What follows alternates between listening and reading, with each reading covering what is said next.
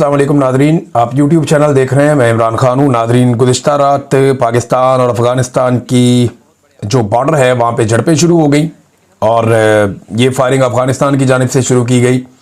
जो पाकिस्तान का मीडिया उसने ये रिपोर्ट किया, पाकिस्तान के सिक्योरिटी ज़राए ने यही बताया कि ये अफ़गानिस्तान की जानिब से कार्रवाई की गई है। अच्छा, इसमें जो इंटरनेशनल मीडिया है वो भी यही कह रहा है कि ये अफ़गानिस्तान की पहले रिटेलिएशन है, और वो रिटेलिएशन का लफ्ज़ इसलिए इस्तेमाल कर रहे हैं कि आज से 2 दिन पहले पाकिस्तान ने काबुल के नज़दीक एक अटैक किया था, जिसमें पाकिस्तान के सिक्योरिटी ज़राए ये दावा कर रहे थे कि टीटीपी के सरबराह को नूर वली महसूद को मार दिया गया है, लेकिन अभी तक उसकी कोई कंफर्मेशन अफ़गानिस्तान से बाद में आई नहीं। कुछ और दहशतगर्दों का नाम लिया गया, लेकिन वो दहशतगर्द 2018 और 2019 में, यानी आज से 7 और 8 साल पहले मारे जा चुके हैं और उनकी खबरें मरने की पहले ही चल चुकी हैं। अब इस इंसिडेंट के बाद पहले अफ़गान मीडिया या अफ़गानिस्तान की हुकूमत की जानिब से धमकी आवेज़ रवैया इख्तियार किया गया और उन्होंने इसकी मजम्मत भी की। उन्होंने कहा जी पाकिस्तान हमारे जो टेरिटरी है उसके अंदर आके खिलाफ वर्जी कर रहा है, और फिर उन्होंने रशिया का और साथ में उन्होंने अमेरिका का मिसाल भी दिया कि उनके साथ इन्होंने बड़ी लंबी जंगें लड़ी हैं। देखिए, अफ़गानिस्तान एक ख़ास तरह की लंबी जंग तो वो लड़ लेते हैं, लेकिन पाकिस्तान ने एक जंग में उन्हें भरपूर सपोर्ट दी और दूसरी जंग उन्होंने खुद ही लड़ी है, लेकिन तब तक वो बहुत ट्रेंड हो चुके थे। जो उन्होंने नेटो के खिलाफ एक लंबी लगभग 20 साल की एक लड़ाई लड़ी है अफगान तालिबान ने। बहरहाल अब हुआ ये कि उसके बाद अफगानिस्तान ने पाकिस्तान के बॉर्डर के ऊपर मुख्तलिफ इलाकों से अटैक किया। इसके मनाजिर भी हमने देखे, रात गए, और उसके बाद पाकिस्तानी फोर्सेस की जानिब से भरपूर जवाबी कार्रवाई की गई, जिससे अफगानिस्तान में भी काफ़ी नुकसान हुआ और वहाँ पे चेक पोस्टें तबाह हुई। अब अफगानिस्तान का जो मीडिया है या वहाँ के जो हुकूमत है वो दावा कर रहे हैं कि उन्होंने पाकिस्तान का नुकसान किया, जबकि पाकिस्तान की तरफ से बाकायदा तस्वीर, वीडियोस और थर्मल इमेजेस दिखाकर बताया जा रहा है कि अफगानिस्तान का काफ़ी नुकसान हुआ। बिलाखिर सुबह होने से पहले अफगानिस्तान की हुकूमत ने जंग बंदी का ऐलान किया, जो एक बड़ा समझदारी का काम है। अफगान गवर्नमेंट ने कहा जी जंगबंदी का हम ऐलान करते हैं और हम उम्मीद करते हैं कि दोबारा अब लड़ाई नहीं होगी और पाकिस्तान की तरफ से कोई हमारे ऊपर जवाबी कार्रवाई नहीं की जाएगी। ये अब अफगानिस्तान ने उसके बाद जंगबंदी की है, लेकिन पाकिस्तान इस बीच में बड़ा तगड़ा जवाब दे चुका था। अब इस सारी सूरत हाल में ना चंद किरदार हैं जिन्हें हम फरामोश नहीं कर सकते। एक तो भारत का किरदार है। भारत जो है वो जख्म चाट रहा है, पाकिस्तान ने उनके तैयारे गिराए हुए हैं और वो अब बदला लेने के लिए पर तोलता रहता है। और ये देखें, हमला भी उस वक्त हुआ जब अफगान वजीर खारजा अमीर मुत्तकी वो भारत के दौरे पर है। ये बड़ा एक अजीबोगरीब टाइम है कि अफगान वजीर खारजा भारत के दौरे पे है, तब एक एयर स्ट्राइक होती है अफगानिस्तान में, उसके बाद भारत के अंदर उनका दौरा है और उस बीच में फिर बॉर्डर के ऊपर टेंशन हो जाती है और अफगान फोर्सेज और पाकिस्तानी फोर्सेज के बीच में पहली मरतबा इस लेवल की टेंशन हुई है और इतनी फायरिंग का तबादला हुआ है, शेलिंग का तबादला हुआ है। पाकिस्तान की जानिब से आर्टिलरी का भी इस्तेमाल किया गया। तो भारत के अंदर बहुत सारे लोग बगले में जा रहे हैं, खुश हो रहे हैं, एंजॉय कर रहे हैं कि जी पाकिस्तान की अफगानिस्तान के साथ लड़ाई लग गई। देखें, एक बात भारत को भी समझनी चाहिए, अफगानिस्तान को भी, अफगानिस्तान के पास कोई रवायती फौज नहीं है। उनके पास वो मिलिट्री वेपन्स भी नहीं है जो एक फौज के पास होते हैं, वैसी आर्टिलरी भी नहीं है, टैंक्स भी नहीं है। जो जदीद हथियार हैं आजकल के, जिनको ड्रोन्स कहते हैं या एयरफोर्स कहते हैं, वो भी अफगानिस्तान के पास नहीं है। अफगान सिर्फ एक गोरीला जंग के मास्टर हैं। बाहर से अगर कोई अफगानिस्तान के अंदर घुसेगा तो लड़ाई की नौयत कुछ और होगी। अगर कोई ऑक्यूपेशनल फोर्सेस हैं जिन्होंने ऑक्यूपाई किया हुआ है अफगानिस्तान की टेरिटरी को, तो उसके खिलाफ वो एक लंबी गोरीला जंग तो लड़ सकते हैं। और गोरीला जंग में यह है कि आपने छुपे रहना है, जब आपका दाव लगे आपने दाव लगा लेना है। लेकिन जब आप एक मुल्क की फौज होते हैं तो आपके पास बहुत सारी ऐसी चीजें होनी चाहिए जो हकीकतन इस वक्त अफगानिस्तान के पास नहीं है। तो अफगान फोर्सेस गोरीला जंग के लिए तो ठीक है, मानते हैं कि वो लड़ सकते हैं, लेकिन एक रवायती जंग को लंबे अरसे तक लड़ना ये उनके बस में नहीं है, वो नहीं लड़ पाएंगे। क्योंकि देखिए, इसके लिए खास किस्म के हथियार और खास किस्म की फौजी ट्रेनिंग चाहिए होती है। उनकी सारी ट्रेनिंग जो है वो गोरीला है। उन्होंने दुनिया की आलमी ताकतों को अपनी गोरीला पावर से शिकस्त दी है, रशिया को दे दी, अमेरिका को दे दी, लेकिन वो पहाड़ों के अंदर छुप के कमीनगाहें बना के वो एक तरीके से लड़ते हैं। पाकिस्तान के साथ उनकी वैसी लड़ाई हो नहीं सकती। हाँ, ये जरूर हो सकता है कि वो पाकिस्तान के साथ अगर ताउन ना करे तो पाकिस्तान के अंदर दहशतगर्दी के वाकयात बढ़ते जाएं, या अफगानिस्तान पाकिस्तान के अंदर जो है वो गुरीला वॉर के अंदर सपोर्ट देना शुरू कर दे उन एलिमेंट्स को जो पाकिस्तान के अंदर फोर्सेस के ऊपर अटैक करते हैं, ये दूसरी बात है। तो ये वैसा नहीं है जैसा लोग समझ रहे हैं, इंडियन समझ रहे हैं कि अफगानिस्तान पाकिस्तान को फतह कर लेगा, जो कोई अटैक कर लेगा, ऐसा नहीं होगा। बॉर्डर से 1 इंच आगे वो नहीं आ पाएंगे और पाकिस्तान आने भी नहीं देगा। पाकिस्तान की जो दिफाई नुक्ता नजर से सलाहियत है वो बिल्कुल एक मुख्तलिफ नौइयत की है, वो एक कन्वेंशनल ट्रेंड फोर्स है। देखिए ना, ये अगर मिलिट्री एस्टेब्लिशमेंट की पॉलिसीज ठीक हो ना, तो ये बड़ी प्रोफेशनल फौज है पाकिस्तान की फौज। इस खित्ते की मजबूत तरीन और प्रोफेशनल फौज है जिसके पास बेहतरीन हथियार है। तो एक तो इसमें आप याद रखें भारत का किरदार है। भारत हवा भरने की कोशिश करता है कि लड़ाई हो जाए, किसी तरह पाकिस्तान एंगेज हो जाए। भारत भी यह जानता है कि अफगानिस्तान के पास उस नौइयत के हथियार या ट्रेनिंग नहीं है कि वो बॉर्डर से कोई बहुत बड़ा दबाव डाले, लेकिन भारत यह जानता है कि अफगानिस्तान एंगेज कर सकता है और उसके जरिए से पाकिस्तान के अंदर के हालात खराब कराए जा सकते हैं। जैसा कि माजी में परवेज मुशर्रफ के दौर में परवेज मुशर्रफ ने कहा था कि भारत के अफगानिस्तान के बॉर्डर के साथ साथ ट्रेनिंग कैंप्स हैं जहां से दहशतगर्द ट्रेंड होते हैं, वो पाकिस्तान में आते हैं और आकर दहशतगर्दी करते हैं। यह परवेज मुशर्रफ ने कहा था। तो उस वक्त क्योंकि अफगानिस्तान के अंदर जो हुकूमत थी वो हमारे बहुत खिलाफ थी पाकिस्तान के, लिहाजा हमारी बात नहीं बन रही थी। अब जो अफगानिस्तान की हुकूमत है, इसमें हमारे पास मौका था बड़ा जबरदस्त कि हम उनके साथ अच्छे ताल्लुकात बना लेते और एक वर्किंग रिलेशन हम उनके साथ डेवलप कर लेते, लेकिन हमने ये किया नहीं क्योंकि इसमें एक फैक्टर और है जिसे हम अमेरिका कहते हैं। अब अमेरिका को अफगानिस्तान में बगराम एयरबेस चाहिए और ट्रंप की इसी ख्वाहिश के बाद कुछ सख्त बयानात पाकिस्तान की जानिब से दिए गए। जैसा कि ख्वाजा आसिफ ने अफगानिस्तान को दुश्मन मुल्क करार दे दिया। जब डोनाल्ड ट्रंप ने बगराम एयरबेस मांगी, उसके बाद हमने बयानात सुने, ख्वाजा आसिफ के बयानात का जमीन आसमान का फर्क हो गया। अब यही ख्वाजा आसिफ है जो अमेरिका के मुकाबले में अफगान तालिबान के बारे में ये कहते थे कि ताकतें तुम्हारी हैं और खुदा हमारा है। यही ख्वाजा आसिफ है जिसने ये मौकिफ लिया था कि अमेरिका और नेटो को उन्होंने कहा कि ताकतें तुम्हारी है और तालिबान की तरफ उनका इशारा था कि और खुदा हमारा है। ये ख्वाजा आसिफ साहब थे। लेकिन वही ख्वाजा आसिफ साहब ने जब एस्टेब्लिशमेंट के जूते पकड़े तो फिर उन्होंने कहा जी कि नहीं, अब क्योंकि एस्टेब्लिशमेंट अमेरिका को खुश रखना चाहती है, तो जैसे ही अमेरिका को बगराम एयरबेस की याद आई और डोनाल्ड ट्रंप ने उस ख्वाहिश का इजहार किया, तो ख्वाजा आसिफ ने यह कह दिया कि अफगानिस्तान हमारा दुश्मन मुल्क है। अब भारत के अंदर खुशियां मनाई गई लेकिन फायदा कोई नहीं, और अमेरिका ने इस लड़ाई में आना कोई नहीं है। वो कानों को हाथ लगाकर गए कि अफगानिस्तान की सरजमीन पर तो वो नहीं उतरते। हाँ, ये है कि पाकिस्तान में कोई अड्डा वड्डा उनको मिल जाए, यहां से जाके वहां अटैक करके वापस आ जाए, अलग बात है। वहां उस सरजमीन पे वो नहीं उतरते, वहां वो जाएंगे नहीं। अब ट्रंप जो है उसके बाद एक और मौका था गुज़िश्ता रात, तालिबान ने खुद ही जंगबंदी कर दी, वरना ट्रंप फायदा उठा सकता था और वो ये कह सकता था कि 1 साल में मैंने 9 जंगें रुकवाई हैं। इससे पहले वो 8 जंगों का दावेदार है। 9वीं जंग का भी मौका मिला हुआ था रात को। अगर ट्रंप को जगाकर ये कहा जाता, फौरी तौर पे ये कहा जाता कि जनाब आप इसमें मुदाखलत करें, तो फिर ये जंगबंदी भी अपने खाते में डोनाल्ड ट्रंप डाल सकते थे। अच्छा नाज़रीन, इसमें कुछ चीज़ें और हैं वो हमें याद रखनी पड़ेगी। गल्फ ममालिक जो है उनका बड़ा इंपॉर्टेंट रोल है क्योंकि दोनों मुसलमान मुल्क हैं जिनमें लड़ाई हुई है। पाकिस्तान अफगानिस्तान को हमेशा अपना ब्रादर इस्लामी मुल्क कहता रहा है। पाकिस्तान ने बड़ी कुर्बानी दी है, बहुत बड़ी तादाद में अफगान मुहाजिरीन को पाकिस्तान में जगह दी है। जब रशिया ने अटैक किया तब भी और जब अमेरिकन ने अटैक किया तब भी। ये मिलियंस के अंदर लोग पाकिस्तान में रहते रहे और वापस भी गए हैं। तो पाकिस्तान इनके साथ बेहतरीन ताल्लुकात बना सकता था, रख सकता था, लेकिन पाकिस्तान का वजीर खारजा जो बिलावल था, इमरान खान का रिजीम चेंज हुआ तो इमरान खान का नुक्ता नज़र था कि अफगानिस्तान के साथ ऐसा ताल्लुक बनाया जाए कि दहशतगर्दी का मसला हमेशा ख़त्म किया जाए, और उस पर काम हो रहा था। लेकिन बिलावल ने पूरी दुनिया का ट्रैवल किया, अफगानिस्तान का ट्रैवल नहीं किया। और गल्फ ममालिक की जानिब से 2 ममालिक का स्टेटमेंट मेरे सामने पड़ा हुआ है, एक सऊदी अरब का और एक ओमान का। ओमान में जो है वो उनके बहुत बड़े जो आलिम हैं जो सरकारी उनकी जानिब से, और दूसरी जब सऊदी अरब का भी एक सरकारी स्टेटमेंट है, और उन दोनों ने जंगबंदी का कहा और दोनों ममालिक को कहा कि आप आपस में बातचीत कर लें। अब ये जो तालिबान है जिनके साथ पाकिस्तान की झड़प हुई है, ये पाकिस्तान ने तैयार की है, ये बात हमें याद रखनी पड़ेगी। अमेरिका के और गल्फ ममालिक के कहने पर या नेटो ममालिक जो थे उनके कहने पर हमने इन तालिबान को यहां पे तैयार किया था। पाकिस्तान में दुनिया भर से इनको इकट्ठा किया था। अफगानिस्तान से हम इनको यहां पे लेकर आए थे। ये पाकिस्तान के मदारिस में तालीम हासिल करते थे, पाकिस्तान को बहुत सारे डॉलर्स मिलते थे। हमने इनको ट्रेनिंग दी, इनको हथियार दिए, इनको हथियार चलाना सिखाया, इनको जंगी हिकमत अमली सिखाई। फिर ये अपने इलाकों में गए और ये लड़ते लड़ते बहुत ट्रेंड हो गए और इनकी तादाद बढ़ती गई।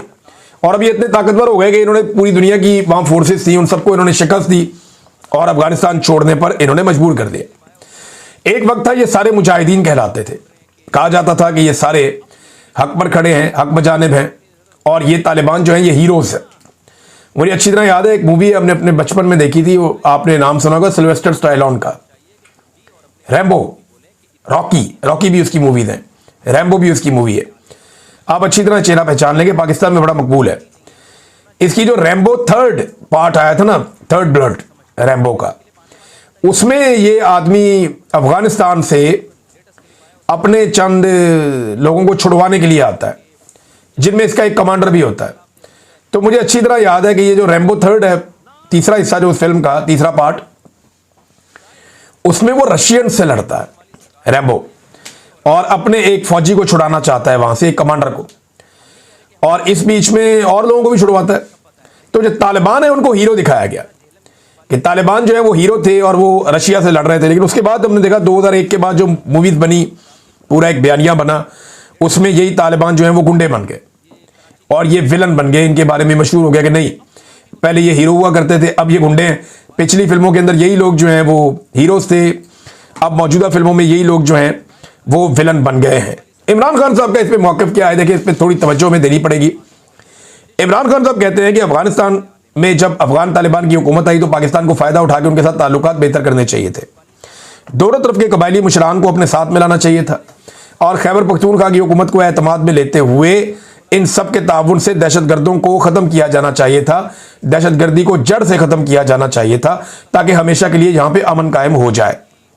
मगर मौजूदा मिलिट्री एस्टेब्लिशमेंट ने ताकत का रास्ता चुन लिया, जिससे मकामी अफराद खाइफ है। मैं आपको बताता हूँ कि एक साबिक सफीर है अफगानिस्तान में, और ये बहुत सारे पाकिस्तान अफगानिस्तान की टॉक्स के अंदर इन्वॉल्व रहे, गवाह भी हैं ये जो कुछ इमरान खान के दौर में इसके बाद होता रहा।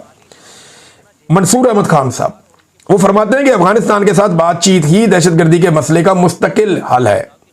ये जुज़वी तौर पे आप ये कर सकते हैं, आर्जी तौर पे कि ठीक है आप लड़ाई कर लें, लेकिन जो मुस्तकिल हल है दहशतगर्दी के खात्मे के लिए वो अफगानिस्तान के साथ बातचीत है। अमीर मुत्तकी जो वजीर खारजा हैं अफगानिस्तान के, वो भारत में मौजूद थे, तो उन्होंने भारत में भी एक बात कही है जो बड़ी हौसला अफजा है कि पाकिस्तान को एंगेज करना होगा, और यही सोच आगे बढ़ने का रास्ता है पाकिस्तान और अफगानिस्तान के बीच में। तो नादरीन, ये डेवलपमेंट्स हैं अफगानिस्तान और पाकिस्तान के बीच में, और दोनों तरफ देखें मुसलमान ममालिक हैं, आपस में मुसलमान ममालिक लड़ेंगे तो अच्छी बात तो नहीं है। कोई भी दो मुसलमान मुल्कों की आपस में लड़ाई हो तो ये किसी को भी अच्छा नहीं लगेगा। लेकिन पाकिस्तान जो है वो ये कहता है कि अफगानिस्तान से दहशतगर्दी पाकिस्तान में आ रही है, और अफगानिस्तान ये कहता है जी कि बहुत लंबे अरसे तक पाकिस्तान से जो है वो तैयार करके दहशतगर्द अफगानिस्तान में भेजे गए हैं। तो दोनों का एक दूसरे के ऊपर एक ही तरह का गिला शिकवा है, और दोनों ने जो ये काम किया है वो कोई अपनी ख्वाहिश के तहत नहीं किया। बहुत सारी अजीबोगरीब चीज़ें हुई। पाकिस्तान ने अमेरिका के लिए किया ये सब कुछ, और अपने बैरूनी आकाओं को खुश करने के लिए किया। अफगानिस्तान जो करता रहा, अफगानिस्तान की भी कोई अपनी सोच इसके अंदर मुझे नज़र नहीं आती। तो दोनों ममालिक को होश के नाखून लेने चाहिए। अब यहाँ पाकिस्तान में कुछ लोग नफरत बेचना और बांटना शुरू हो गए हैं कि नमक हराम है, ये करो वो करो, मार दो, जान से मार दो। ऐसा नहीं चलता, ममालिक के बीच में चीज़ें गड़बड़ हो जाती हैं। पाकिस्तान का एक बहुत बड़ा दुश्मन मशरकी बॉर्डर के साथ बैठा है जिसका नाम भारत है। तो आपने अपने आप को हर तरफ नहीं फंसाना, आपने चाइना से, ईरान से, अफगानिस्तान से, तीनों ममालिक से अपने बेहतरीन ताल्लुकात रखने हैं। अगर भारत के साथ आपके ताल्लुकात अच्छे हो जाएं तो बहुत अच्छी बात है, अगर नहीं होते तो बाकी तीन ममालिक से आपके ताल्लुकात अच्छे होने चाहिए, बुरे ताल्लुकात नहीं होने चाहिए, और ये पाकिस्तान की हुकूमत की पॉलिसी होनी चाहिए। मगर देखें इस वक्त क्योंकि एस्टेब्लिशमेंट के दिमाग में और बहुत सारी चीज़ें चल रही होती हैं, और जब भी कभी एस्टेब्लिशमेंट की क़यादत के दिमाग में ये बात आ जाए ना कि उन्हें एक्सटेंशन चाहिए, तो फिर उन्हें कुछ दिखाई नहीं देता जब तक उन्हें एक्सटेंशन नहीं मिल जाती। सियासत में मुदाखलत अगर फौज ना करे तो मैं फिर आपको कह रहा हूं कि खित्ते की बेहतरीन फौज है, बेहतरीन हथियार हैं, लेकिन हर मसले का हल जो है वो लड़ाई नहीं है। मसाइल का हल जो है वो दिमाग से भी करना चाहिए, कोई चीज़ खारजा पॉलिसी भी होती है। नाज़रीन, तहरीक लब्बैक के बारे में जो डेवलपमेंट है वो मैं आपके सामने रख देता हूं। तहरीक लब्बैक का लॉन्ग मार्च GT रोड पर आगे की तरफ बढ़ रहा है, गुजरावाला की सराउंडिंग में कहीं पे इस वक्त होगा, और उनके ऊपर टॉर्चर भी किया जा रहा है, उनके लोग गिरफ्तार भी किए जा रहे हैं। बाद औक़ात ऐसे मनाज़र आते हैं कि तहरीक लब्बैक के लोग पुलिस को मार रहे हैं, बाद औक़ात पुलिस को घेरा डाल लेते हैं, बाद औक़ात पुलिस वाले छोड़कर चले जाते हैं, बाद औक़ात पुलिस वाले उन्हें मारते हैं, उनको गिरफ्तार कर लेते हैं। कोई 65 के करीब लोग इतला ये खबर के मुताबिक फिर गिरफ्तार कर लिए गए एक हल्ले में। तो गिरफ्तारियां हो रही हैं और 11 लोग शहीद हो गए, ये उन्होंने दावा किया तहरीक लब्बैक वालों ने। और उन्होंने कहा बहुत सारे लोगों को गोलियां भी लगी हैं, सीधी गोलियां भी हमें मारी जाती हैं। इसमें एक खबर जो है वो मुझे, क्योंकि ये आपको खबर इसलिए बतानी है कि पिछले वीलॉग में मैंने आपको बताया कि साद रिजवी और उसकी फैमिली को, उसकी जो खवातीन है घर की और बच्चे, उन्हें उठा लिया था लॉ इन्फोर्समेंट ने। तो अच्छी बात यह है कि कुछ इतलात के मुताबिक इन खवातीन को छोड़ दिया गया, लेकिन इनको उठाना, खवातीन की तस्लील करना, चादर और चार दीवारी का तकद्दुस पामाल करना, ये इंतहाई मायूब बात है। फिर उनके घर के अंदर जिस तरह छापे मारे जा रहे हैं, ये घड़ी देखें, ये जनाब ये पैसे देखें, ये जनाब कैश पड़ा हुआ ये देखें, यार ये तो आप किसी के भी घर में घुस जाए पाकिस्तान में ऐसे ही निकलेगा। गरीब आदमी की बात नहीं कर रहा, किसी भी मौलवी के घर में आप घुस जाएं, किसी भी आप ऐसे बंदे के घर में घुस जाएं जो दरगाह में या किसी मज़ार के पास रहता है या मज़ार का मतवली है, तो आपको घर पे मिल जाएंगी चीज़ें। बेशुमार पीर फकीर है, उनके घरों में जाके आप देख लें, ये तो कुछ भी नहीं है जो पीरों के घरों में आपको मिलेगा। आप कानों को हाथ लगाएंगे, यहां तो आपको मिला ही कुछ नहीं है, कख नहीं मिला। मैं तो समझा अंदर तो कोई महल होगा और कोई बड़े हीरे जवाहरात होंगे, वो ये तो कख नहीं है उसके मुकाबले में जो मेरे दिमाग में आ रहा था। तो ये हुकूमत को शर्म करनी चाहिए ये हरकतें करते हुए। अगर एक वफाकी वजीर के घर पे इजाजत दी जाए ना हमें कि बगैर बताए रेड करना और चीजें निकालनी है, तो वो कुछ निकलेगा कि पूरा निजाम कानों को हाथ लगाएगा। इनके ये पूरी एक जमात के सरबराह हैं, इनके घर से चीजें निकली जरूर हैं, लेकिन वैसे नहीं निकली जैसे सिंध में किसी एक ब्यूरोक्रेट के घर से निकल आती है। इतना माल निकलता है वहां पे। बहरहाल लॉन्ग मार्च आगे की तरफ बढ़ रहा है। उम्मीद है कि ये मामला अब हल हो जाएगा, क्योंकि तहरीक लब्बैक के बाद नौजवान तो हैं, वो मार खाने के लिए भी तैयार हैं, लेकिन उनके पास इतनी बड़ी लड़ाई लड़ने की कोई खास वजह नहीं है। दूसरा, एस्टेब्लिशमेंट के साथ उन्होंने एक अच्छे ताल्लुकात इस्तवार किए थे, और अगर ये लड़ाई और आगे बढ़ाते हैं तो फिर वो ताल्लुकात खराब हो जाएंगे। अब देखना यह है कि तहरीक लब्बैक कश्तियां चलाती है या नहीं चलाती, मामला यहां खड़ा है। खैबर पख्तूनख्वा में हुकूमत बनाने का मामला, तो कल पीर वाले दिन असेंबली का इजलास तलब कर दिया गया। स्पीकर आएंगे बाबर सलीम सवाती, वो सारे एमपी को इकट्ठा करेंगे और रोला डालेंगे ये लोग के जनाब हमने अपना नया कायदे ऐवान मुंतखब करना है। ज़्यादा चांसेस ये हैं कि पीर वाले दिन सुहेल अफरीदी को कानून और आइन के मुताबिक बन जाना चाहिए वजीर आला खैबर पख्तूनख्वा। लेकिन अब ये अफगानिस्तान के साथ जो झड़प है, अगर इसको जो बात बना के कोई इमरजेंसी लगा दी गई तो फिर या किसी झड़प को या किसी दहशतगर्दी को या इन चीज़ों को बुनियाद बना के कोई इमरजेंसी, कोई गवर्नर राज, कोई इस तरह का अगर कोई चक्कर चला दिया गया चंद दिन मैनेज करने के लिए, तो फिर अगर ये किया गया ना तो खैबर पख्तूनख्वा के अवाम नाक में दम कर देंगे, जो मैं खैबर पख्तूनख्वा में फील लेकर आया हूं। अभी मुझे खैबर पख्तूनख्वा से निकले हुए भी लगभग कोई 7-8 माह हो गए हैं, शायद ज़्यादा हो गए, 10-11 माह। तो इतना अरसा हो गया मुझे खैबर पख्तूनख्वा से निकले हुए। तो इतने अरसे में बहुत सारी चीज़ें बदल जाती हैं, बहुत सारी चीज़ें बदल जाती हैं इतने अरसे में, खुदा से इकबा हो गए। लेकिन ये चीज़ नहीं बदली। मैंने जितने लोगों से बात की है, लोग ऑपरेशन के शदीद खिलाफ हैं और वो अपनी हुकूमत के साथ खड़े होंगे। गंडापुर साहब मकबूल नहीं थे, लेकिन ये जो सुहेल अफरीदी की सूरत में इमरान खान साहब ने फैसला किया है, ये फैसला बड़ा मकबूल है। और जितने भी आपके कबायली इलाकों के मुशरान हैं वो इकट्ठे हुए और उन्होंने जरगा किया, और जरगा करके उन्होंने कहा जी ये हमारा वजीर आला है, हमें रिलीफ मिला इस बात से कि हमारे बच्चे को वजीर आला बनाया इमरान खान ने। पहली मरतबा हमारे कबायली इलाकों का कोई बच्चा वजीर आला खैबर पख्तूनख्वा बनने जा रहा है, बहुत बड़ी बात है। लिहाजा उन्होंने कहा कि हमें ये कबूल है और हम ये करवाएंगे और हम अपनी पूरी सपोर्ट देंगे। तो ये एक चैलेंज है एस्टेब्लिशमेंट के लिए कि वो इसको कैसे रोकती है, और दूसरी तरफ चैलेंज है पाकिस्तान तहरीक इंसाफ के लिए कि वो इसको कैसे करवाती है। तहरीक इंसाफ काफ़ी जिम्मेदारी का सबूत दे रही है। सलमान अकरम राजा साहब की मैं बात सुन रहा था, वो ये कह रहे थे कि जो DGISPR ने हमारे साथ किया वो ज्यादती है, लेकिन एक एक लफ्ज़ का जवाब हम देना नहीं चाहते, उससे मामला और बिगड़ेंगे। तो तहरीक इंसाफ फिर भी चाहती है कि कोई इज्जत रह जाए, कोई मामला बचत हो जाए, लेकिन दूसरी जानिब जो है वो एक जिद है कि पहले हमारे दरवाजे पे हाजिरी दो, हमारे दर पे हाजिरी दो, उसके बाद आपको वज़ीर आला बनाएंगे। अब सुहेल अफरीदी को कहा गया ना कि भाई आके मिलो, उसने कहा जी पहले इमरान खान को मिलूंगा, वो इजाजत देगा तो किसी और से मिलूंगा, वरना मैं नहीं मिलूंगा। अब ये इतना खौफनाक स्टेटमेंट है कि वो सारे डर गए कि यार ये तो बात इमरान खान की सुनेगा। एक इमरान खान हमने जेल में बंद किया हुआ है, एक उसकी फोटोकॉपी बाहर। अगर इस तरह का बंदा होगा जो इमरान खान के विजन पे चलेगा तो हमें तो मुसीबत पड़ जाएगी, और अगर ये वजीर आला बन गया तो इसको उठा के जेल में डालना भी मुश्किल हो जाएगा।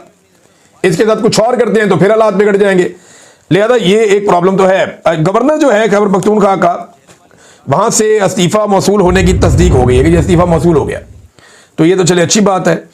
लेकिन उन्होंने कहा जी पीर को फैसला करूंगा, यानी कल के दिन में वो फैसला करेंगे। अब देखें वो क्या फैसला करते हैं। इस्तीफा मिल गया तो फिर इस्तीफा मंजूर ही होगा और क्या होगा। और पीर वाले दिन यानी कल के दिन में नया वजीर आला मुंतखब हो सकता है अगर कोई एडवेंचर ना किया गया तो। अब तक इतनी, अपना ख्याल रखिएगा, अपने चैनल का भी। अल्लाह हाफिज। जज सिर्फ अपनी बीवी को तलाक दे सकता है, दूसरों की बीवी को नहीं दे सकता। वो भाई फिर आ गया ना, स्टाइल स्टाइल स्टाइल है। तो जेहलम वाली सरकार को चाहिए कि खुद भी और अपने मुरीदों को भी बोलें कि इतना आगे निकलने की कोशिश ना। हम नहीं कह रहे कि हम बहुत बड़े आलिम हैं, ये हमें सब पता है, लेकिन हम इतने खाली नहीं है जितना जेहलम वाली सरकार और उनके मुरीदीन हमें समझते हैं। और अभी मेरा एक क्लिप आने वाला है करीब अदालती खुला पे, क्योंकि अदालती खुला उनका लेटेस्ट क्लिप आया, उसमें कहा कि ये कराची के मुफ्ती बोल रहे हैं कि जज सिर्फ अपनी बीवी को